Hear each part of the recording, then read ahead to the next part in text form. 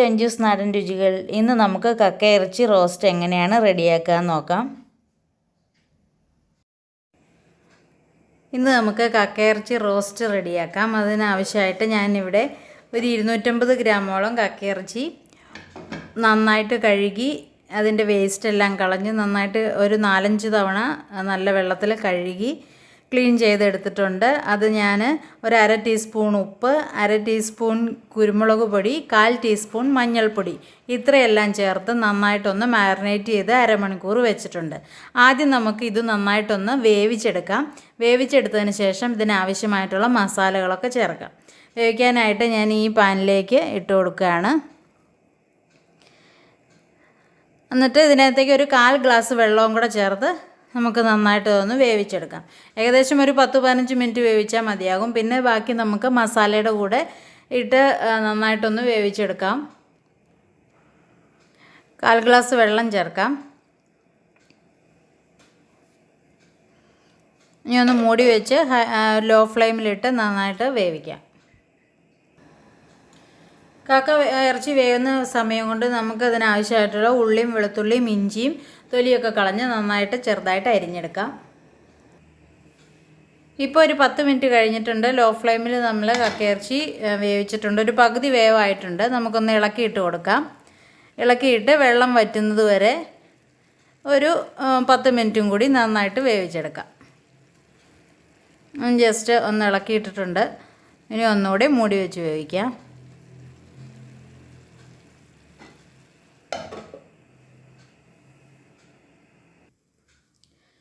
ഇപ്പോൾ ഒരു 10 മിനിറ്റ് കൂടി കഴിഞ്ഞിട്ടുണ്ട്. കക്കയിറച്ചി ഇവിടെ നന്നായിട്ട് വെന്തിട്ടുണ്ട്. വെള്ളമൊക്കെ വറ്റിയിട്ടുണ്ട്. ഇതാ നന്നായിട്ട് വറ്റി വെള്ളമൊക്കെ വറ്റി പാകത്തിനായിട്ടുണ്ട്. ഇനി നമുക്ക് ഇതിനുള്ള മസാല റെഡിയാക്കാം.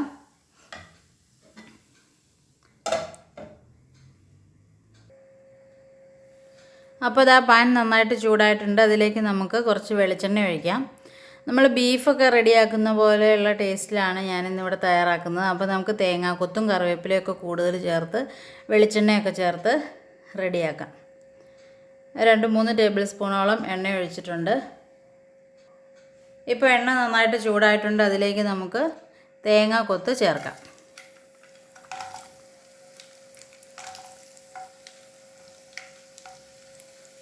തേങ്ങാക്കൊത്ത് ചേർക്കാം. പിന്നെ കുറച്ച് കറിവേപ്പില ചേർക്കാം.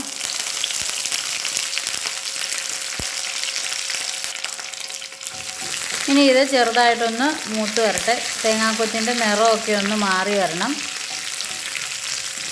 അതുവരെ നമുക്ക് ചെറുതായിട്ടൊന്ന് വഴറ്റിയെടുക്കാം.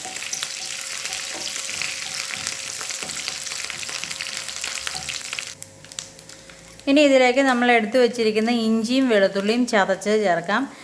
ഞാൻ എടുത്തു വെച്ച ആ 1 കുടം വെളുത്തുള്ളി തൊലി കളഞ്ഞ് നന്നായിട്ടൊന്ന് ചതച്ചെടുത്തിട്ടുണ്ട്. ചെറിയ കഷ്ണം ഇഞ്ചിയും നന്നായിട്ട് ചതച്ചെടുത്തിട്ടുണ്ട്. ഇത് നമുക്ക് ഈ ഒപ്പം ചേർത്ത് കൊടുക്കാം. പിന്നെ ഒരു 2 പച്ചമുളക് ചെറുതായിട്ട് അരിഞ്ഞ് ചേർക്കാം. ഇഞ്ചിയും വെളുത്തുള്ളിയും പച്ചമുളകും ആദ്യം ചേർത്ത് നന്നായിട്ടൊന്ന് വഴറ്റിയെടുക്കാം.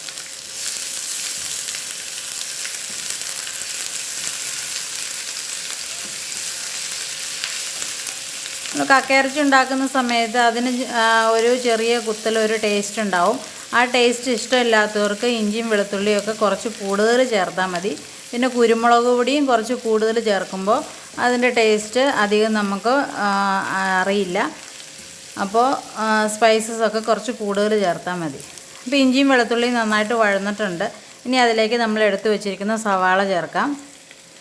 ഞാനിപ്പോൾ ഇവിടെ എടുത്തിരിക്കുന്നത് ഒരു വലിയ സവാളയും പിന്നെ ഒരു ചെറിയ സവാളയാണ്. നിങ്ങൾക്ക് വേണമെങ്കിൽ വലിയ സവാളയാണെങ്കിൽ 1 എടുത്താൽ മതി, ചെറുതാണെങ്കിൽ 3 എടുത്താൽ മതി. ഇനി സവാളയും കൂടി ചേർത്ത് നന്നായിട്ടൊന്ന് വഴറ്റിയെടുക്കാം.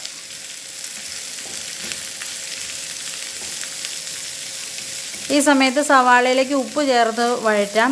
അപ്പോൾ നമ്മൾ ഈ കക്കയിറച്ചി വേവിക്കുന്ന സമയത്ത് കുറച്ച് ഉപ്പ് ചേർത്തിട്ടുണ്ട്. അതുകൊണ്ട് അതും കൂടി നോക്കി വേണം ഈ സമയത്ത് സവാളയിൽ ഉപ്പ്. ഞാനിപ്പോൾ ഇതിലേക്ക് ഒരു 1/4 ടീസ്പൂണോളം ഉപ്പ് ചേർക്കുകയാണ്.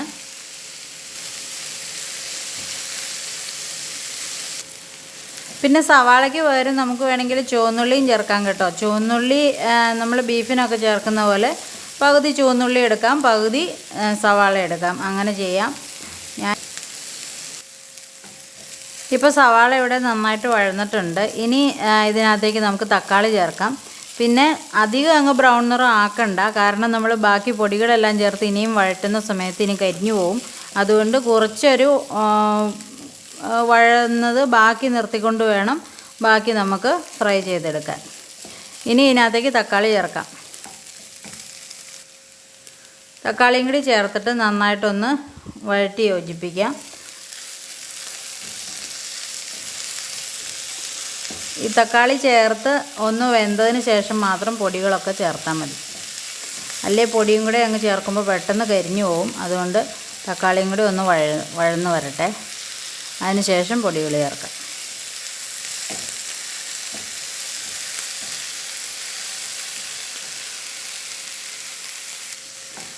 ഇപ്പോൾ തക്കാളി അത്യാവശ്യം വെന്തിട്ടുണ്ട്. ഇനി നമുക്ക് പൊടികൾ ചേർക്കാം.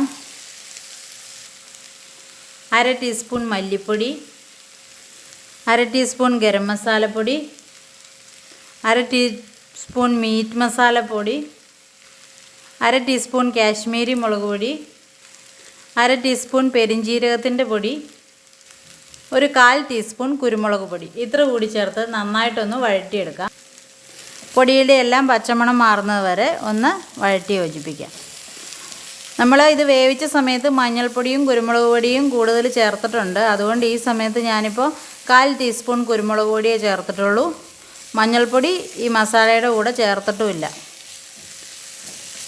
ഇനി നന്നായിട്ട് ഇതിൻ്റെ പൊടിയുടെയൊക്കെ പച്ചമണം മാറുന്നത് വരെ നന്നായിട്ടൊന്ന് വഴറ്റി യോജിപ്പിക്കാം. കണ്ടില്ലേ, ഈ സമയത്ത് നമ്മൾ ഈ തക്കാളിയുടെ വേവ് കുറച്ച് ബാക്കി നിർത്തിക്കൊണ്ടാണ് പൊടികളൊക്കെ ചേർത്തത്.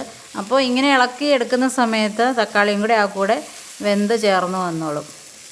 അല്ലെങ്കിൽ നമ്മൾ എല്ലാം കൂടി നന്നായിട്ട് വഴന്ന് വന്നിട്ട് പൊടിയൊക്കെ ഇടാൻ നിന്ന് കഴിഞ്ഞാൽ അങ്ങ് കരിഞ്ഞു പോകും എല്ലാം, സവാളയും തക്കാളിയൊക്കെ.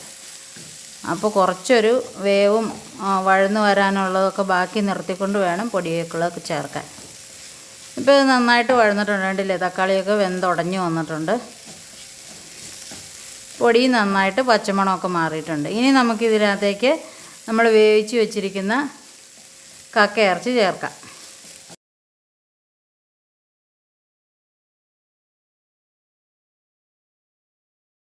ഇനി നമുക്ക് ഇതൊന്ന് നന്നായിട്ട് ഇളക്കി യോജിപ്പിച്ചിട്ട് 1/4 ഗ്ലാസ് വെള്ളം കൂടെ ചേർത്ത് ഈ മസാലയും ഈ കക്കയിറച്ചിയും ഒന്ന് മിക്സായി വരണ്ടേ, അതിന് വേണ്ടിയിട്ട് 1/4 ഗ്ലാസ് വെള്ളവും കൂടെ ചേർത്ത് ഒരു 5-10 മിനിറ്റ് ഒന്ന് വേവിച്ചെടുക്കാം. വെള്ളം ഒന്ന് നന്നായിട്ട് വറ്റി വരുന്നത് വരെ.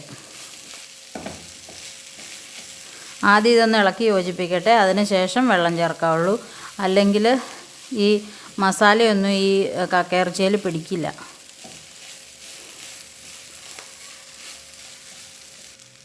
ഇപ്പോൾ ഇതാ നന്നായിട്ട് ഞാൻ ഇളക്കി യോജിപ്പിച്ചിട്ടുണ്ട്. ഇനി നമുക്കൊരു 1/4 ഗ്ലാസ് മുതൽ ഒരു 1/2 ഗ്ലാസ് വരെ വെള്ളം ചേർക്കാം. ഇച്ചിരി ഒന്ന് മുങ്ങി കിടന്നോട്ടെ, നന്നായിട്ടൊന്ന് തിളച്ച് വെന്ത് വരട്ടെ. എന്നിട്ട് നമുക്കിതൊന്ന് മൂടി വയ്ക്കാം. ഇനി വെള്ളം നന്നായിട്ട് വറ്റി വരുന്നത് വരെ നന്നായിട്ടൊന്ന് തിളച്ചിട്ട് നമുക്ക് വാങ്ങിയെടുക്കാം. നമ്മളൊഴിച്ച വെള്ളം ഒന്ന് തിളച്ചിട്ടുണ്ട്. നമുക്ക് ഒന്നോടെ ഒന്ന് ഇളക്കിയിട്ട് കൊടുക്കാം. ഈ കറി ഇത് കുറച്ച് ചാറായിട്ട് വേണമെന്നുണ്ടെങ്കിൽ ഈ ഒരു പാകമാകുമ്പോഴേ, അല്ലെങ്കിൽ കുറച്ചും കൂടി വെള്ളം കൂടി ഒഴിച്ച് നന്നായിട്ടൊന്ന് തിളപ്പിച്ചെടുത്താൽ മതി. ഇനി കുറച്ച് റോസ്റ്റ് പോലെ കുറച്ച് ഡ്രൈ ആയിട്ട് വന്നെങ്കിൽ കുറച്ച് സമയം കൂടി നമുക്കൊന്ന് വഴറ്റി എടുക്കാം. ഒന്നോടെ ഇളക്കിയിട്ട് ഒന്നുകൂടി മൂടി വയ്ക്കുകയാണ് ഞാൻ.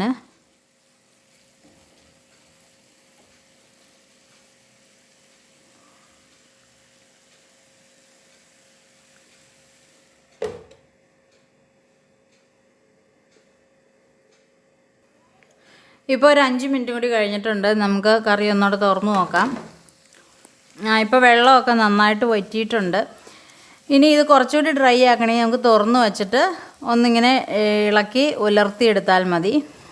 പിന്നെ ഈ സമയത്ത് ഇതിൻ്റെ ടേസ്റ്റൊക്കെ നോക്കുക. ഉപ്പും എരിവും കുരുമുളകിൻ്റെ ടേസ്റ്റൊക്കെ നോക്കി കുറവുള്ളതൊക്കെ ഒന്ന് ബാലൻസ് ചെയ്യാം.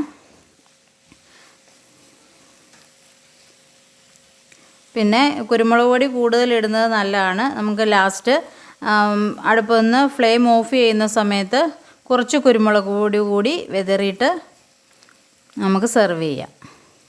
ഇതിപ്പോൾ ഞാൻ കുറച്ച് സമയം കൂടി ഒന്ന് ഉലർത്തുകയാണ്, കുറച്ചുകൂടി ഒന്ന് ഉണങ്ങി വരാനായിട്ട്. അപ്പോൾ ഇനി അങ്ങനെ ചെയ്യുമ്പോൾ നമ്മൾ മൂടി വെച്ച് വേവിക്കരുത്, തുറന്ന് വെച്ചിട്ട് ഒന്ന് ഉലർത്തിയെടുത്താൽ മതി. ഇപ്പോൾ ഒരു 4-5 മിനിറ്റ് ഞാൻ നന്നായിട്ട് ഇളക്കി ഒന്ന് ഉലർത്തിയെടുത്തിട്ടുണ്ട്. വല്ലാതെ അങ്ങ് ഡ്രൈ ആക്കണില്ല. നമ്മൾ ചപ്പാത്തിയുടെ കൂടെ ഒക്കെ കഴിക്കാൻ ഉപയോഗിക്കുമ്പോൾ ഈ ഒരു പാകത്തിന് എടുത്താൽ മതി. ഇപ്പോൾ ഞാൻ ഫ്ലെയിം ഓഫ് ചെയ്യുവാണ്. കുരുമുളകൊന്നും ഞാൻ എക്സ്ട്രാ ചേർക്കുന്നില്ല, കാരണം നമ്മൾ 2 പ്രാവശ്യം കുരുമുളക് ചേർത്തിട്ടുണ്ട്. കക്കയിറച്ചി വേവിച്ച സമയത്തും പിന്നെ മസാലയുടെ കൂടെയും. പിന്നെ കൂടുതൽ ടേസ്റ്റിൻ്റെ ആവശ്യമില്ല, ഇപ്പോൾ അത്യാവശ്യം നല്ല ടേസ്റ്റ് തന്നെയുണ്ട്. അതുകൊണ്ട് ഇത്രയും മതി. ഇനി ഞാൻ ഫ്ലെയിം ഓഫ് ചെയ്യുവാണ്. ഇനി നമുക്ക് പാത്രപാകത്തിനായിട്ട് കുറച്ച് സമയം ഒന്ന് മൂടി വെച്ചതിന് ശേഷം നമുക്ക് സെർവ് ചെയ്യാം. ഫ്ലെയിം ഓഫ് ചെയ്തിട്ടുണ്ട്, കുറച്ച് സമയം മൂടി വയ്ക്കാം. ഇനി നമുക്കിതിനാവശ്യമായിട്ട് ഞാൻ ചപ്പാത്തി റെഡിയാക്കുവാണ്. ചപ്പാത്തി കൂടി തയ്യാറാക്കിയിട്ട് നമുക്ക് കക്കയിറച്ചി റോസ്റ്റ് സെർവ് ചെയ്യാം. അപ്പോൾ കക്കയിറച്ചി ഞാൻ ചപ്പാത്തിയുടെ കൂടെ ഇവിടെ സെർവ് ചെയ്തിട്ടുണ്ട്. അപ്പോൾ കക്കയിറച്ചി ഉണ്ടാക്കുന്ന സമയത്ത് എല്ലാവരും ഇതുപോലൊന്ന് ട്രൈ ചെയ്ത് നോക്കുക. വളരെ ടേസ്റ്റുള്ള കറിയാണ്. ചപ്പാത്തിയുടെ കൂടെയും ചോറിൻ്റെ കൂടെയും കപ്പയുടെ കൂടെയൊക്കെ നല്ല സൂപ്പർ കോമ്പിനേഷനാണ്. അപ്പോൾ എല്ലാവരും ഇത് ട്രൈ ചെയ്ത് നോക്കുക. നിങ്ങളുടെ കമൻസും ഫീഡ്ബാക്കും ഒക്കെ അറിയിക്കുക. Thanks for watching. Thank you.